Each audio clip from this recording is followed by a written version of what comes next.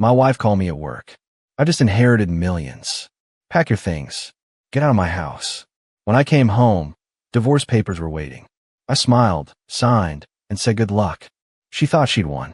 She had no idea what her uncle had left in his will, or what I'd been hiding from her. My name is Henry Lane. I'm 52 years old, and I own a precision machining shop in northern Ohio. For the past 28 years, I've been cutting metal to tolerances measured in thousandths of an inch. When you work with that kind of precision, you learn that small details matter.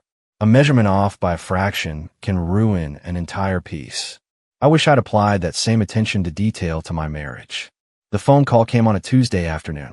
I was in the shop, checking a run of aerospace components we were making for a defense contractor. The machines hummed around me, a steady rhythm I'd known for decades. My phone vibrated against my hip, cutting through the noise. I pulled it out and saw Brandy's name on the screen. I stepped away from the machines to answer. "Hey, what's up?" Her voice came through crystal clear, and there was something in her tone I'd never heard before. Not anger, not sadness. Victory. "Henry, I just inherited millions," Brandy said. No hello, no preamble, just straight to the point. "Pack your things. Get out of my house." I stood there in my shop, surrounded by the machines I'd built my business on, and felt the world tilt sideways. Around me, two of my guys were working on a lathe, completely unaware that my life was imploding. "What are you talking about?" I asked, keeping my voice level. "Uncle Raymond's estate finally cleared," she said. "Everything's official. The attorney called me this morning. So I'm telling you now, pack your stuff and get out. Today." I glanced at the clock on the wall. 2:15 in the afternoon. "Brandy, we need to talk about this." "There's nothing to talk about," she said. "I'll be at the house at 6. I expect you gone by then." The line went dead. I stood there for a moment, phone in my hand, and felt something settle into place. Not panic, not even surprise, really. Just a cold, clear understanding that the woman I'd married 27 years ago had been replaced by someone I didn't recognize.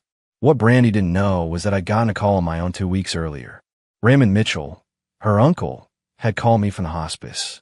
His voice had been weak, but his mind was sharp as ever. "Henry," he'd said, "I need to tell you something about the will. There are protections in place for you. Brandy doesn't know about them yet. When she finds out about the inheritance, she's going to make a move. Be ready." I'd asked him what he meant, but he just coughed and said, "You'll see. Just trust the process. And Henry, document everything." So when Brandy's call came, I wasn't blindsided. I was prepared. I left the shop at 5, telling my foreman I had a family emergency. The drive home took 20 minutes, and I used every second to think. Raymond had warned me. He'd seen something in his niece that I'd been too close to see. And now whatever he'd put in that was about to become very important. The house was lit up when I pulled into the driveway. Every light blazing, like she was staging something. I walked into the front door and found Brandy standing in the living room, dressed like she was going to a business meeting. On the dining table sat a folder, papers arranged just so. "You're actually here," she said, sounding almost disappointed. "You told me to come home," I replied. She gestured at the table. "Sign the papers. Divorce petition, separation agreement, property division. My attorney drew them up this afternoon. Sign them and go." I walked to the table and opened the folder. The documents looked official enough, but I've been around paperwork my whole career. These had no court stamps, no case numbers, no notarization. Just threads printed on expensive paper. "Who's your attorney?" I asked. "That's not your concern," Brandy said. "Just sign." I picked up the pen she'd left there and looked at her. Really looked at her. The woman I'd built a life with. The mother of my 2 daughters. And I saw nothing in her eyes but cold calculation. I signed where she'd indicated. Then I set the pen down, picked up my phone, and photographed every page. "What are you doing?" she demanded. "Documenting," I said simply. I went to our bedroom and packed a bag. Clothes, medication, documents, laptop. Everything I needed. When I came back out, Brandy was on her phone, not even trying to hide the conversation. "Yes, he's leaving now," she was saying. Everything went exactly as planned. I stopped at the door and turned back. She was watching me, waiting for me to break, to beg, to show some weakness. Instead, I smiled. A small, quiet smile. "Good luck, Brandy," I said. Then I walked out. I checked into a Hampton Inn off Route 30, The kind of place that asks no questions and has cameras everywhere. Security wasn't paranoia anymore. It was common sense. The room was clean and anonymous, which was exactly what I needed. I set my bag on the bed and pulled out my laptop. Raymond's words kept echoing in my head. Document everything. I started with the bank accounts. Brandy and I had always kept our finances together. Joint checking, joint savings, the whole traditional setup. I trusted her with that. After all, she handled the household bills while I focused on keeping the shop running. I logged into our primary account and started scrolling through transactions. At first, everything looked normal. Mortgage payments, utility bills, grocery shopping. Then I started going back further. 6 months, a year, 2 years. That's when I saw them. Small transfers. 500 here, 800 there. Always to an account I didn't recognize. The account holder was listed as Patricia Reeves, Brandy's mother. My hands tightened on the laptop. I kept scrolling, my stomach sinking with each new discovery. The transfers went back 7 years. 7 years of steady, systematic theft. Some months it was just a few hundred. Other months it was several thousand. I opened a spreadsheet and started adding it up. The total came to $243,000. $250,000. Taken from our joint accounts, transferred to her mother's name, and hidden from me for 7 years.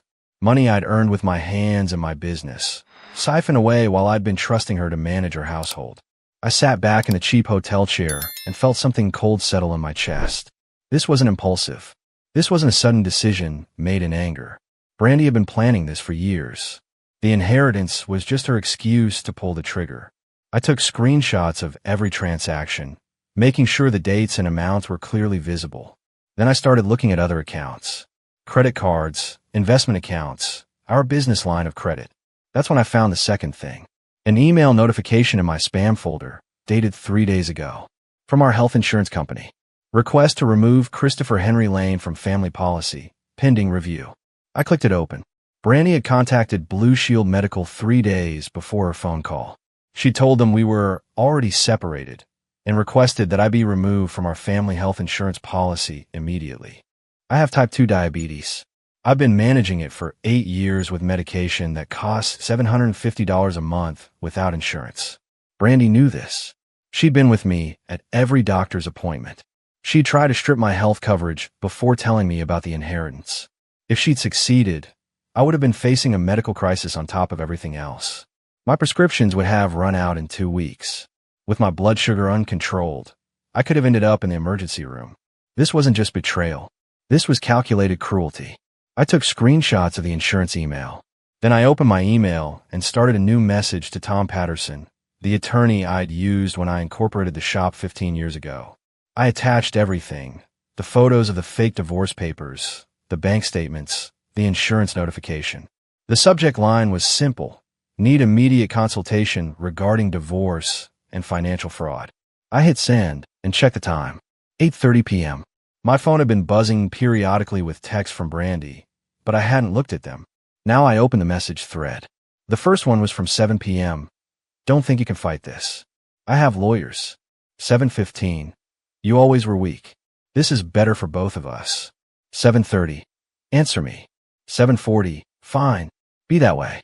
You'll regret ignoring me. 8 p.m. My attorney will be contacting you tomorrow. I took screenshots of all of them. Then I typed a single response. All communication should go through my attorney. I'll provide contact information tomorrow. Her reply came within seconds. You can't afford an attorney. I set the phone down without responding. Let her think whatever she wanted. Raymond had warned me this was coming, and he'd clearly had his reasons. Tomorrow I'd find out exactly what protections he put in place. My phone rang. It was Mia, my older daughter. I answered immediately. Dad. Her voice was tight with worry. What's going on? Mom called me saying you moved out. Dad, what's going on? Mia asked again. I could hear the worry in her voice, and it cut through me. Mom called me saying you moved out. She's saying things about the inheritance and lawyers. I sat on the edge of the hotel bed and chose my words carefully. Your mom and I are having some serious problems, honey. I'm staying at a hotel for now.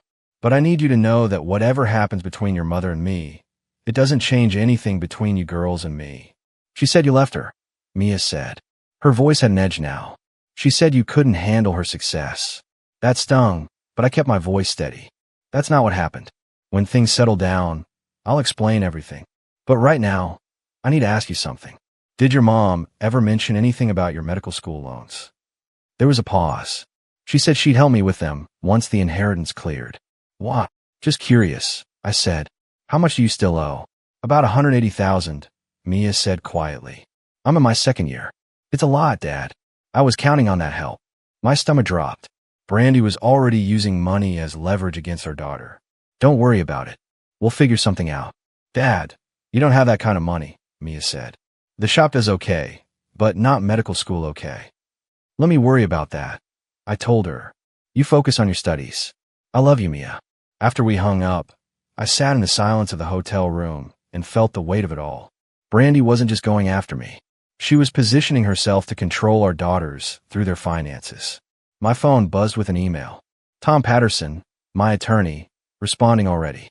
Can meet tomorrow 9 a.m. This looks serious. Bring all documentation. I replied, confirming the appointment, then tried to sleep. It didn't come easy. The next morning, I arrived at Tom's office 15 minutes early. He'd been practicing family law for 30 years, and his office reflected that experience. Shelves lined with legal books, a desk covered in organized files, and a face that had seen every variation of human behavior during divorce. Henry, he said, shaking my hand. Sit down and walk me through everything. I spent 40 minutes laying it out. The phone call, the fake divorce papers, the stolen money, the insurance cancellation attempt. Tom took notes, occasionally asking questions, his expression growing more serious with each new detail. And you said her uncle warned you? Tom asked. Raymond Mitchell. He died 2 weeks ago. Called me from hospice and told me there were protections in the will. Tom leaned back in his chair. The estate hearing is scheduled for tomorrow at 10 a.m. at the county probate office. You're listed as a required attendee. Me? I said. What? That's what we're going to find out, Tom said. He pulled out a legal pad. But based on what you've told me, I think Raymond saw exactly what his niece was capable of, and he tried to stop her. That afternoon, Tom and I drove to the probate office for what the notice called a preliminary estate review. It was a gray building downtown, the kind that smelled like old paper and decades of bureaucracy. Brandy was already there, standing in the hallway with a woman I didn't recognize. She was dressed in an expensive suit, all confidence and designer accessories. When Brandy saw me, her face went hard. What are you doing here? I was invited. I said simply. This is family business, she snapped. Mr. Lane was specifically requested to attend, Tom said, stepping forward. By the deceased. We were called into a conference room. A probate officer, named Mrs. Delgado, sat at the head of a long table, a thick file in front of her. She was probably 60, with sharp eyes that missed nothing. This is an unusual case, Mrs. Delgado began. Mr. Raymond Mitchell's will contains several specific provisions that require review before distribution can proceed. She opened the file. Mrs. Lane, you are the primary beneficiary of an estate valued at approximately $1.2 million. Brandy's companion smiled. I saw my wife's shoulders relax slightly. However, Mrs. Delgado continued, there are substantial restrictions. The estate includes 3 rental properties with sitting tenants. The will specifically states that these tenants cannot be evicted or have their rents increased beyond CPI adjustments for a period of 5 years. I watched Brandy's smile falter. Additionally, Mrs. Delgado said, looking at me, Mr. Lane has been appointed as an observer and compliance officer. Any major decisions regarding the estate must be documented and verified by him during the 18-month administrative period. That's insane, Brandy said. He's not family. Mr. Mitchell was very clear in his instructions, Mrs. Delgado replied. He specifically stated that no beneficiary may use estate assets or anticipated proceeds to force a spouse from a shared home without proper legal process and adequate support. The room went quiet. I felt Tom's hand on my shoulder, a silent message to stay calm. My phone buzzed. A text from an unknown number. Mr. Lane, this is David Foster from Foster Realty. Your wife listed your home for sale last night. A buyer submitted a $50,000 deposit. He's demanding contract signing today. Please call immediately. I showed the message to Tom. His jaw tightened. Mrs. Delgado, Tom said, I believe we need to discuss an unauthorized real estate transaction.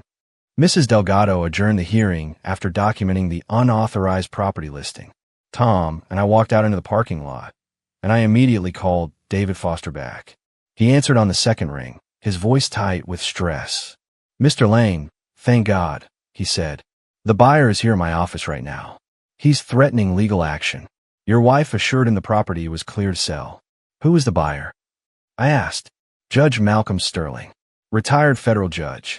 He's not someone you want to cross, Mr. Lane." My stomach dropped. A federal judge. Of course Brandy would find someone with serious leverage. "I'll be there in 20 minutes, I said. "Don't let anyone sign anything." Tom drove. We made it to Foster Realty in 18 minutes. Inside, a man in his 70s sat in the reception area, perfectly dressed, radiating the kind of authority that comes from 3 decades on the federal bench. He stood when we entered. "Judge Sterling," Tom said, extending his hand. "I'm Tom Patterson, Mr. Lane's attorney. We need to clarify some things about this property." The judge's handshake was firm. "I hope this is quick. I was told this was a straightforward transaction." We moved to a conference room. Tom laid out the situation methodically. The inheritance, the will's restrictions, the fact that Brandy had no authority to sell the house. He showed documentation from the probate hearing that morning. Judge Sterling listened without interrupting. When Tom finished, the judge turned to David Foster. "Did you verify Mrs. Lane's authority to sell?" Foster looked pale. She seemed very confident. She had documents. "What documents?" the judge asked. "A letter from her attorney stating she had full ownership." "No court filing?" the judge pressed. "No deed transfer? No probate clearance?" Foster's silence was answer enough. Judge Sterling stood. "Mr. Foster, I'll expect my deposit returned within 48 hours. Mr. Lane, I apologize for this situation. Your wife represented herself falsely." He paused at the door. "I won't pursue criminal charges, but I will be documenting this with the State Real Estate Commission." After the judge left, I felt the tension drain from my shoulders. Tom smiled grimly. That could have been much worse. That evening, my phone rang. Emily, my younger daughter. She was 23, finishing her undergraduate degree at Ohio State. I answered immediately. "Dad, I need to talk to you about something," she said. Her voice sounded strange. Controlled. "What is it, honey?" "I want to see Mom today," Emily said. "At the house." I wanted to understand what was happening. And I asked carefully. "I recorded our conversation," she said. "I need you to hear it." My heart rate picked up. "Emily, what did she say?" "Just listen, Dad. I'm sending it now." My phone buzzed with an incoming file. I put Emily on speaker and opened the audio file. I heard Emily's voice first. "Mom, I need to understand why Dad left. He won't give me details." Then Brandy's voice, sharp and clear. "Your father's a weak man, Emily. He always has been. He built a little shop and thought that made him successful. I deserve better than spending my life with someone so mediocre." "But you were married for 27 years, Emily said. Brandy laughed. It was a cold sound. "I was planning this for years, sweetheart. The moment Uncle Raymond got sick, I knew this was my chance. Your father never suspected a thing. He was too trusting, too stupid to see what was right in front of him." "What about me and Mia?" Emily asked. "What about us?" "You'll be fine," Brandy said dismissively. "Mia will come around once she realizes I control her future. She wants to finish medical school. She'll need me. And you? You're smarter than your father. You'll understand this is just business." The recording ended. I sat in the hotel room, phone in hand, feeling like I'd been punched in the chest. "Dad," Emily's voice came through, small and broken. "I'm so sorry. I didn't know she was like this." "It's not your fault," I managed to say. "I'm sending this to Mia right now," Emily said. "She needs to know the truth." "Dad, I'm on your side. Whatever happens, I'm with you." The next morning, I met Tom at his office.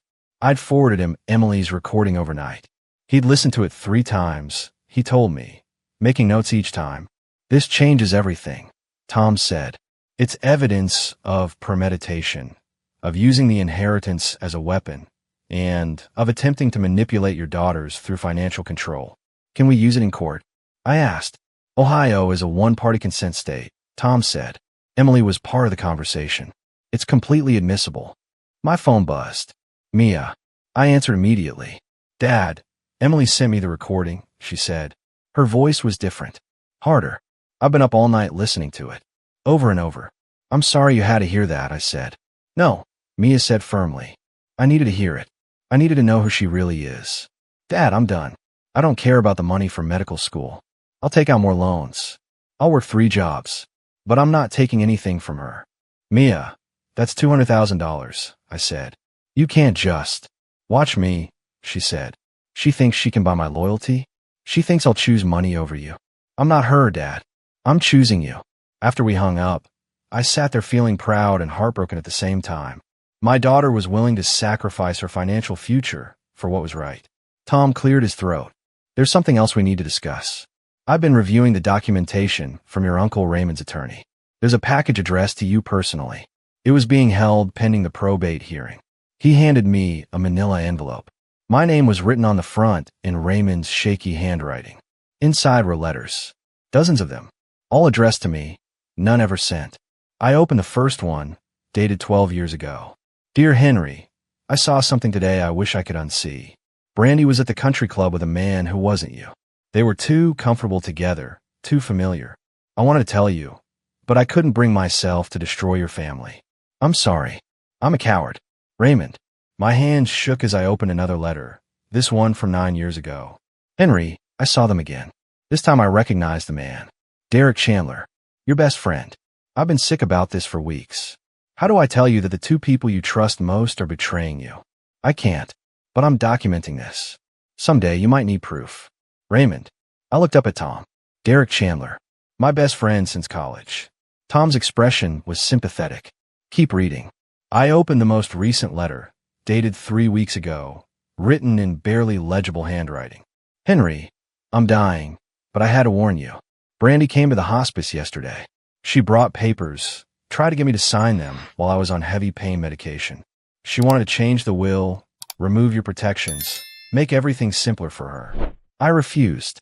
The nurse witnessed it. I'm changing the will one final time tomorrow. Every protection I can think of, I'm putting in place. You've been like a son to me. I won't let her destroy you the way she's planned. Be strong. Trust the process. Raymond. I set the letters down and felt something break open inside me. Raymond had known. For years, he'd known about the affair, about Derek's betrayal, about Brandy's planning. And he'd try to protect me the only way he could. There's one more thing in the envelope, Tom said quietly. I reached in and pulled out a medical document. A blood type compatibility chart from when Emily was born 23 years ago. There were notes in Raymond's handwriting. Brandy, type A. Henry, type O. Emily, type AB. Impossible combination. I looked it up. A parent with type O cannot have a child with type AB. I'm so sorry, Henry. The room tilted. I read it again. And again. Emily wasn't my biological daughter. Henry, Tom said carefully. This doesn't change that you're her father. You raised her. You love her. Biology doesn't. I need to do a test, I said. My voice sounded distant. I need to know for sure. Tom nodded. I'll arrange it. But Henry, think carefully about when and how you want to handle this information. Emily just chose you over her mother's money. She doesn't need to know about this right now. I looked at the medical document again. 23 years of lies. 23 years of raising a daughter who shared Derek Chandler's DNA instead of mine. But Emily had stood beside me yesterday. She'd recorded her mother's cruelty and sent it to me. She called me Dad with love in her voice. You're right, I said finally. She doesn't need to know. Not yet. Maybe not ever. She's my daughter regardless of what some test says. 3 days after discovering Raymond's letters, I received a call that changed everything. I was at the shop reviewing a contract for a new aerospace client when my phone rang. Unknown number. Mr. Lane? This is Patricia Voss from Titanium Aerospace Industries. Do you have a few minutes? I stepped in my office. I do. What can I help you with? We've been impressed with the work your shop has done on our components, she said. We're expanding our precision manufacturing division, and we'd like to discuss bringing you on as Director of Quality Operations. It would be a significant role, overseeing multiple facilities, implementing standards across our supply chain. My pulse quickened. What kind of position are we talking about? 6-figure salary, full benefits package, relocation assistance to our headquarters in Colorado. The base salary would be $170,000 annually, plus performance bonuses. We know it's a big ask, but we believe you're the right person. I sat down heavily in my chair. This was the kind of opportunity that came once in a career. When would you need an answer? We'd like to move quickly, Patricia said. Could we schedule a formal interview for next week? Absolutely, I said. Send me the details. After the call ended, I sat there staring at my desk. The offer had been in discussion for over a month, but I hadn't told Brandy. Something had held me back, some instinct that told me to keep this card close to my chest. Now I understood why. If I'd mentioned it before she kicked me out, she'd be entitled to a portion of my future earnings in the divorce. But now, with the separation already in motion, this was mine alone. That evening, my phone buzzed with a notification. A court filing. Brandy had submitted a request for a restraining order against me, claiming she feared for her safety. The filing included photographs of bruises on her arms and a statement that I'd been increasingly aggressive and threatening. I stared at the screen in disbelief. Then I called Tom immediately. I just saw it, Tom said before I could speak. Don't panic. Do you have an alibi for the dates she's claiming? I've been at the hotel for 4 days, I said. There are cameras everywhere. I haven't been near her. Perfect, Tom said. The hearing is scheduled for tomorrow at 2 p.m. Be there, and bring any documentation showing your whereabouts. Hotel receipts, credit card statements, anything with timestamps. The next afternoon, I stood in a courtroom for the first time in my life. The judge was a woman in her late 50s named Judge Rachel Cunningham, with sharp eyes and a no-nonsense demeanor. Brandy sat with her attorney, looking composed and frightened in equal measure. Mrs. Lane, Judge Cunningham said, "You're alleging that your husband has been threatening and physically aggressive. Can you provide evidence?" Brandy's attorney stood. "Your Honor, we have photographs of bruising and a sworn statement from Mrs. Lane describing several incidents." "Mr. Lane," the judge said, turning to me. "How do you respond?" Tom stood. "Your Honor, Mr. Lane has been residing at the Hampton Inn since the evening of Tuesday, April 9th. He has not had contact with Mrs. Lane except through documented phone and text messages.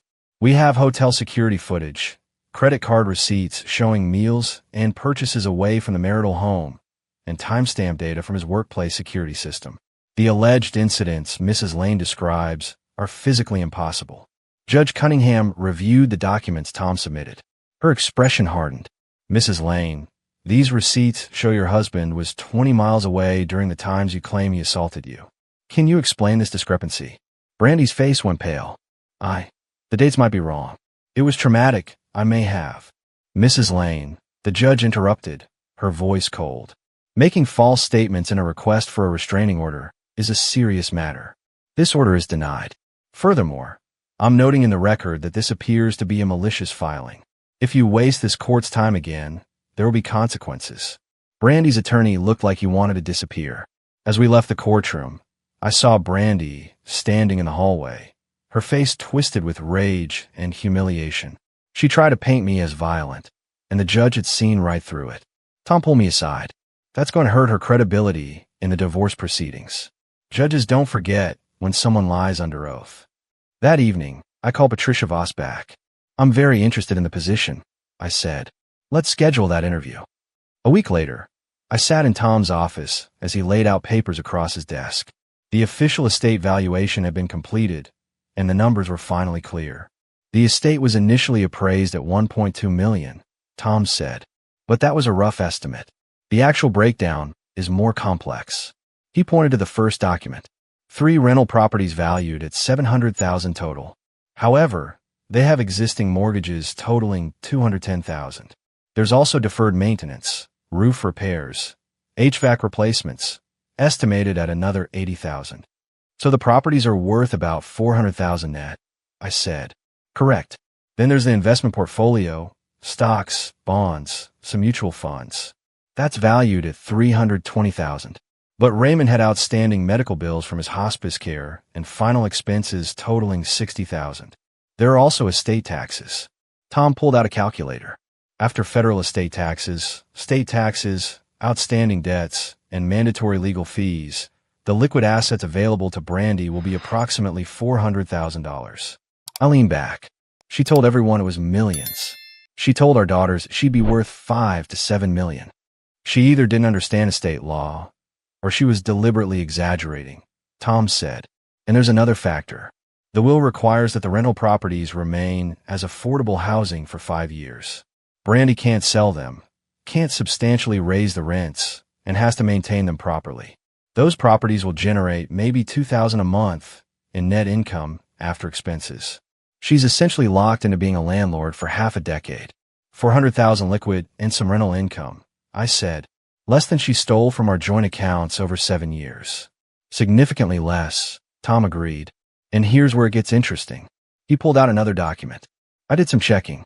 Brandy has been borrowing money. I found 3 personal loans totaling $65,000, all taken out in the past 2 months. She told the lender she had a major inheritance coming and used it as collateral. Who did she borrow from? 2 from friends, 1 from her brother. She promised them all 20% returns once the estate cleared. She's been spending like the money was already hers. I felt a cold satisfaction settle over me. So when she gets $400,000 instead of millions, she'll have to immediately pay back $65,000 plus interest, leaving her with about $320,000, Tom said. And she's been living in that house without making mortgage payments for 2 months, claiming the estate would cover it. The bank is getting impatient. My phone buzzed. It was a message from an unknown number, forwarded by Tom's office. I opened it and saw a scan of a document, a lease agreement. Brandy had rented a luxury apartment in Columbus, a high-rise downtown. The lease was for 2 years at $4,000 a month. She signed this yesterday, Tom said. She's planning to move into a place that costs $96,000 over 2 years. She thinks she's rich. I did the math in my head. $320,000, minus the apartment lease, minus living expenses, minus maintaining the rental properties. In 2 years, Brandy would be close to broke. What about the shop? I asked. What's her claim on it? The business was established before the marriage, Tom said, but the growth during the marriage could be considered marital property. However, given the evidence of her theft and the fact that you can prove she systematically drained marital assets, I think we can argue for a minimal division. You might have to buy her out for $50,000 to $75,000, maybe less, given her behavior. And my new job offer? Colorado is a fresh start, Tom said. The salary begins after the separation date. It's yours alone. She has no claim to it. I sat there, pieces falling into place. Brandy had destroyed our marriage for an inheritance she'd wildly overestimated. She'd borrowed against money she didn't have yet. She'd rented an apartment she couldn't afford. And she'd done it all while believing I'd be left with nothing. That evening, I was back at the hotel when my phone rang. It was Derek Chandler, my former best friend. I stared at the name for 3 rings, then answered. Henry, he said, his voice uncertain. We need to talk. I don't think we do, I said calmly. Look, I know things are complicated right now with you and Brandy. Complicated, I repeated. That's an interesting word choice, Derek. There was a pause. She told me, I know you've been sleeping with my wife for over a decade, I said. My voice was steady, controlled. I know you stood up as best man at my wedding while planning to betray me. I know my daughter Emily is biologically yours. Henry, I'm going to say this once. I interrupted. You stay away from me. You stay away from my daughters. If I see you, if you contact me, I will make sure everyone in our industry knows exactly what kind of man you are. Am I clear? You can't. Am I clear? I repeated, harder this time. Yes, Derek said quietly. I hung up and blocked his number. Then I opened my email and began drafting my acceptance letter to Titanium Aerospace Industries. 2 weeks after the restraining order hearing, I received a call from Mia. Her voice was tight, barely controlled. Dad, I did something, she said. I need you to know before Mom finds out. What happened? I asked. I want to see her yesterday, Mia said. I brought Emily with me. We confronted her about everything. The affair with Derek, the money she stole, the lies about you being violent. We recorded the whole conversation. My chest tightened. Mia, you didn't have to. Yes, I did, she interrupted. We both did. And Dad, she admitted everything. She didn't even try to deny it. She just said we were too young to understand, and that we'd thank her someday. Where's the recording now? I asked. I'm sending it to you and to Tom. But there's more. She told us that if we choose you over her, we're cut off completely. No money for my medical school. Nothing. She actually said, choose wisely. I heard Emily's voice in the background. We already chose, Dad. We chose you. That evening, I listened to the recording in Tom's office. Brandy's voice came through crystal clear, cold, and calculating. When Mia asked her directly about Derek Chandler, Brandy laughed. Derek and I have been together for 11 years, she said on the recording. Your father never suspected a thing. He was always so trusting, so naive. It made everything easier. What about the money you took from Dad? Emily asked. That was mine to take, Brandy replied. I earned it by wasting my life married to him. Every dollar I transferred was payment for years of mediocrity. And Emily? Mia pressed. Is she even Dad's daughter? There was a pause on the recording. Then Brandy's voice came back, sharper. That's none of your concern. Answer the question, Emily said, her voice shaking. Fine, Brandy said. No, Emily is Derek's daughter. I've known since before she was born. But Henry never questioned it. And it was better that way. Better for everyone. The recording continued, but I'd heard enough. Tom stopped it and looked at me. This is devastating evidence, he said. Between this, the financial records, and her failed restraining order, she's destroyed any credibility she had. What happens now? I asked. We file for divorce officially, citing adultery and financial fraud.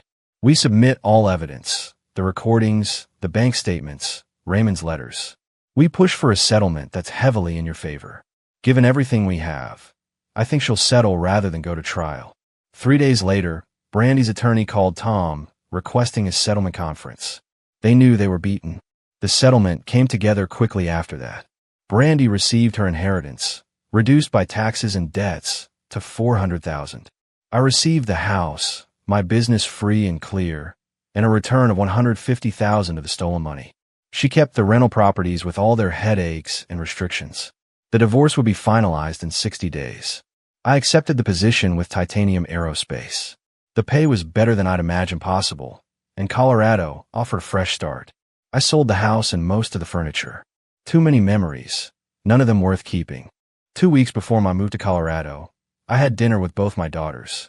We met at a small Italian restaurant, the kind with red checkered tablecloths and candles and wine bottles. Mia and Emily sat across from me, both of them looking older somehow, more certain. I found a program at University of Colorado that will cover most of my remaining tuition, Mia said.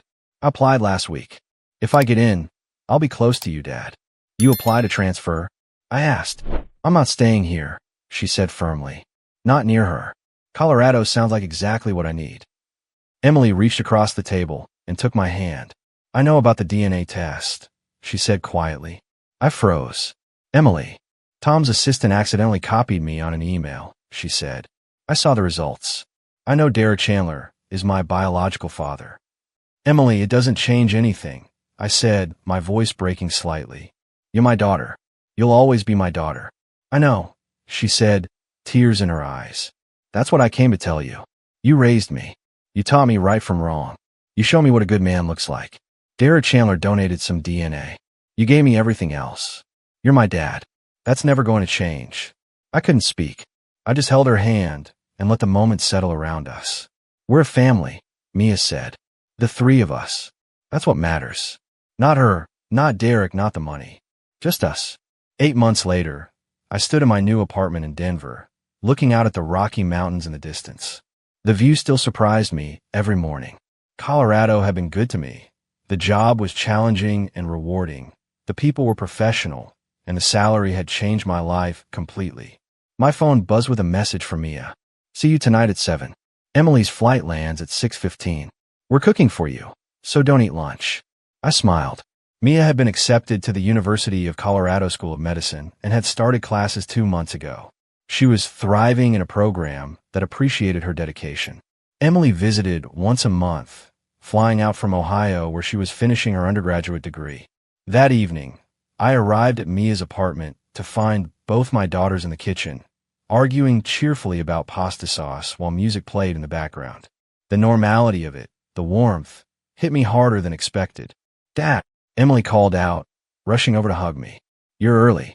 Traffic was light, I said, hugging her back tightly. Dinner was chaotic and perfect. We talked about Mia's anatomy class, Emily's upcoming graduation, My latest project at Titanium Aerospace. Nobody mentioned Brandy. She'd become irrelevant to our lives, a chapter we closed. After dinner, as we sat with coffee, Mia cleared her throat. We have something to tell you, Dad. I looked between them. What's going on? We organized something, Emily said. For next weekend. A dinner. We invited Tom and a few of your new colleagues from Titanium and the friend you mentioned who helped you get settled here. You're throwing me a dinner party? I asked. Not exactly, Mia said. It's more of a celebration. We wanted to do something to honor you, Dad. To say thank you for showing us what integrity looks like. For choosing the hard right over the easy wrong. You don't need to thank me, I said. You're my daughters. We know, Emily said. But we want to. You lost a wife who didn't deserve you, a friend who betrayed you, and 27 years of what you thought was your life. But you never lost yourself. You never became bitter or cruel.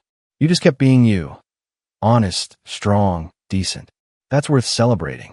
The dinner the following weekend was held at a restaurant with mountain views and excellent steaks.